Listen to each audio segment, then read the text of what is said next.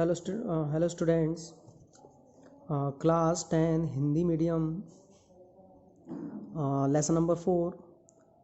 दरअसल ये पोएम है। हमने पहली पोएम देखी थी हमारे लास्ट वीडियो में। अब हम दूसरी पोएम के कुछ क्वेश्चन आंसर देखते हैं। चिल्ड्रन, ठीक है।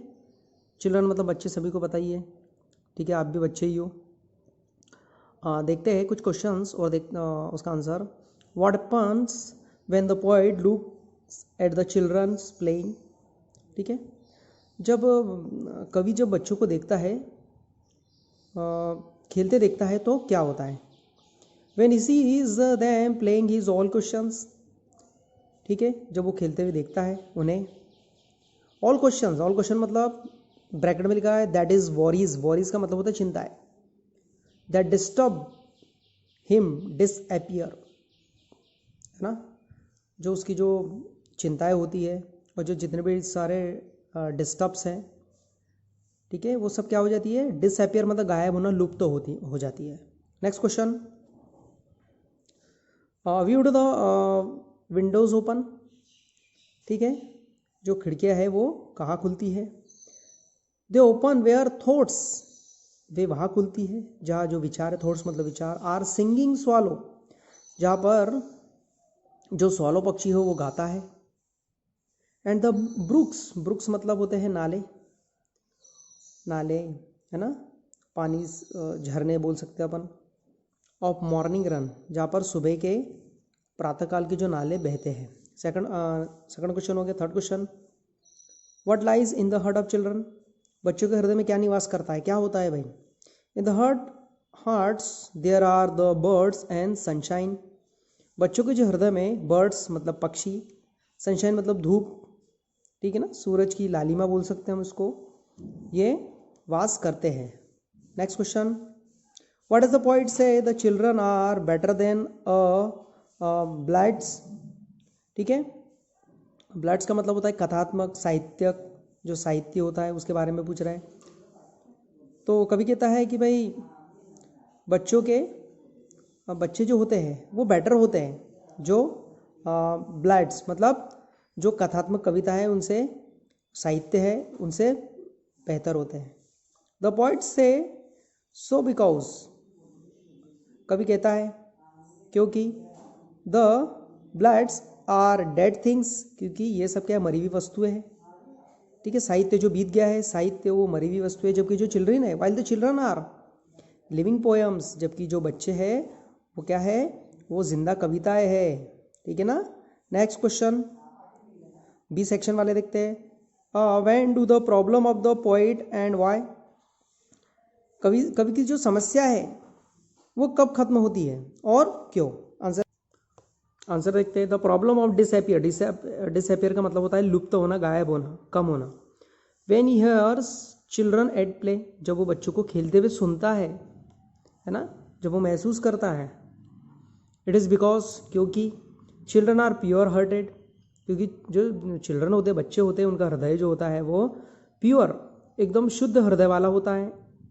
एंड केयर फ्री, उनको किसी की परवाह नहीं होते। दे लव विदाउट एनी सेल्फिशनेस, वो प्रेम करते हैं बिना किसी सेल्फिशनेस के, बिना किसी मतलब के वो प्रेम करते हैं। नेक्स्ट क्वेश्चन अगला अपना। How did the poet compare his heart with the heart of children, ठीक है।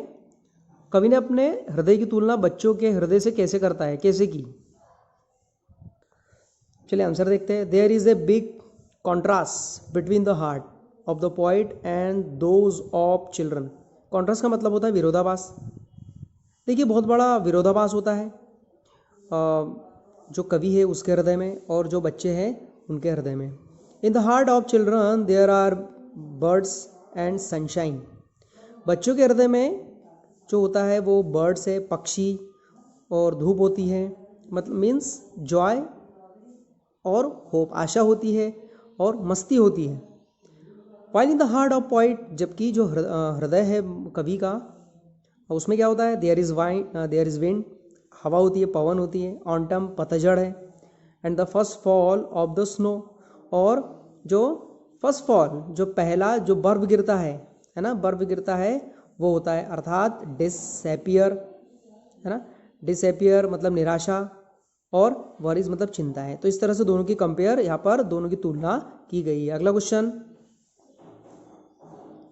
What is the gladness of the children compare to, बच्चों की जो खुशी है, जो उल्लास है, उसकी तुलना किससे की गई है? Do you agree with the comparison, क्या आप इस कंपेरिजन से खुश हैं? देखते हैं, gladness of the children is compare to the sweetest song, we do agree this comparison. मतलब यहाँ पर बच्चों की जो खुशी है उसकी जो तुलना की गई है वो स्वीटेस्ट सॉन्ग से, मधुर गीतों से की गई है, और हम इससे पूरी तरह से सहमत हैं। चलिए next question, what does the poets want the children to whisper in his ears. देखिए, विस्पर का मतलब होता है कान में एक बहुत ही जिसको हम कह सकते हैं कि छोटी सी बात, या फिर धीरे से कहना, है ना। तो बच्चों के जो कान है उसमें कवि धीरे से क्या बोलने को कह रहा है? The points for children to whisper in his ears, the birds and winds are singing. ठीक है, कवि कह रहा है भाई बच्चों के कानों में चुपके से, एक तो बर्ड्स और दूसरा विंड आर सिंगिंग, ये क्या कर रहे हैं दोनों? ये गीत गा रहे हैं। तो ये बातें वह बच्चों के कानों में धीरे से कह रहा है। ठीक है, हो गया हमारे 4 क्वेश्चंस लॉन्ग के।